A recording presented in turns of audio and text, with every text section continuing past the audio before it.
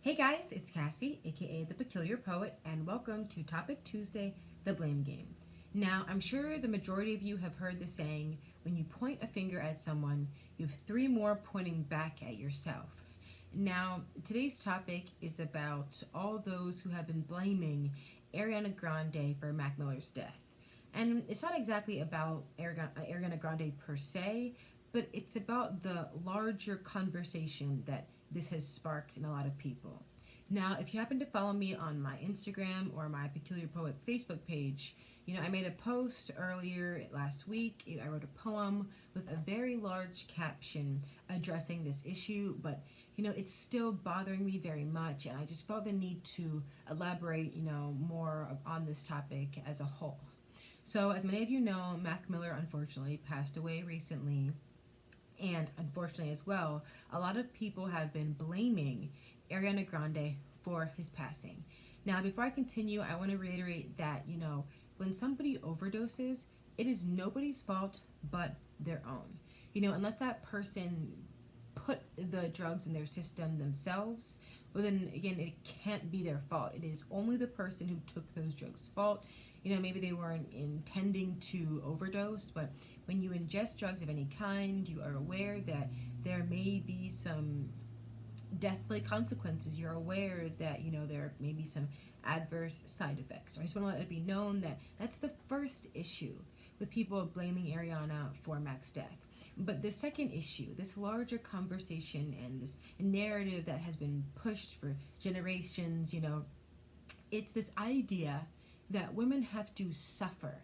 They're expected to suffer for their partners, for their relationships, for these men.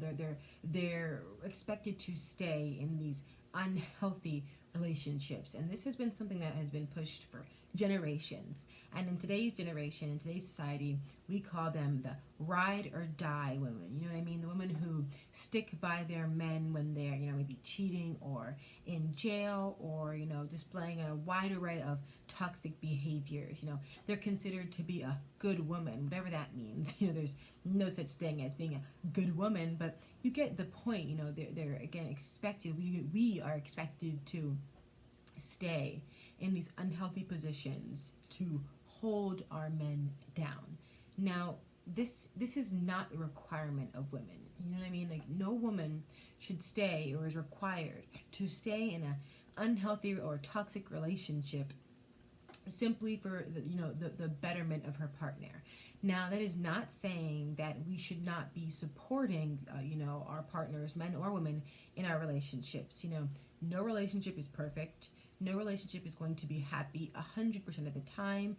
We all make mistakes. We all need forgiveness. We all go through tough times. And yes, in relationships, your partner should be there to support you mentally, emotionally, or whatever behaviors you may be exhibiting right now.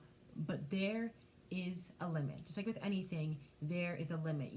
The woman should not be expected to sacrifice her own mental health, sacrifice her own life simply for the betterment of someone else. And I want to make it clear that I understand a lot of men in today's society are hurting. They are not in touch with their emotions simply because our society teaches men that they shouldn't feel. That to feel means that they are less masculine, that they are weak. But, it is okay to feel.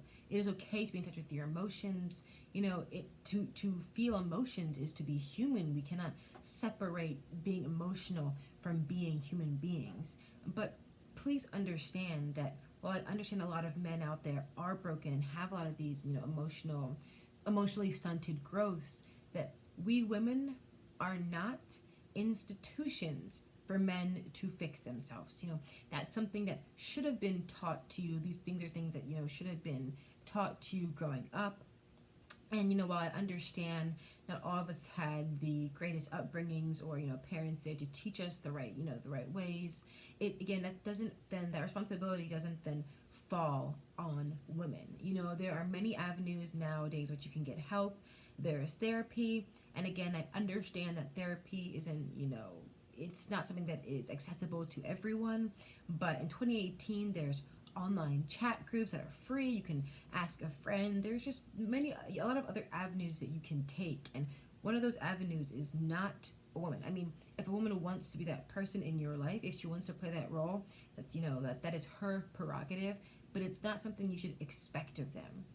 Now, again, talking about how a lot of men in this country, in America, tend to be emotionally stunted.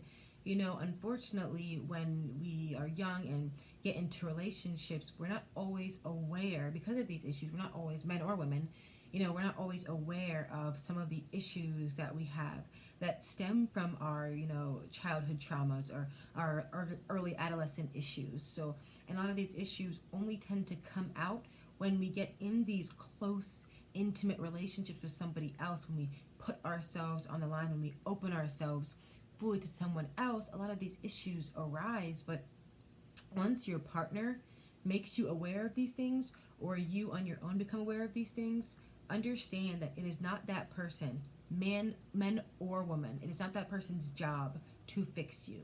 And again, it doesn't make them a bad person if they need to leave. It doesn't mean there's anything, anything wrong with you if you've been that person who has left, because we need to understand that the pain that you are experiencing, whatever you are going through and working on, may cause your partner, a lot of trauma of their own. It may cause them a lot of pain, a lot of hurt that they may not be equipped to handle, or may not be equipped to go through.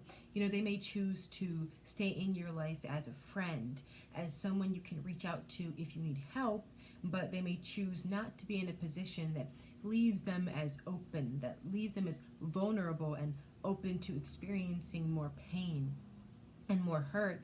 And that is okay, because we're not all therapists. Again, we're not all equipped to handle or deal with these issues, but also because at the end of the day, we also need to be focusing on our own self-help, on our own self-love and self-care. Again, in 2018, we see all these posts on social media, all these videos about self-love and self-care, but the minute a woman leaves an unhealthy or toxic relationship to do those things, it's all of a sudden, no, not that way. No, she should have sacrificed her own mental health, her own well-being. She should have risked destroying her life just to, for the betterment of somebody else, to take responsibility for the problems of another man. Again, that is not our responsibility. And I want to lastly, again, reiterate the fact that when we are in a relationship, it is okay and we should be there to, help support emotionally, mentally, whatever our partners and whatever it is they're going through in life. But again, there is a limit.